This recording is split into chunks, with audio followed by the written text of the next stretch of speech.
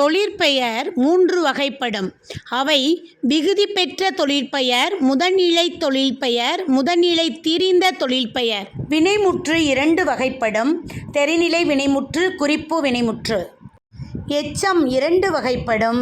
அவை பெயரெச்சம், வினையெச்சம். வேற்றுமை 8 வகைப்படும்.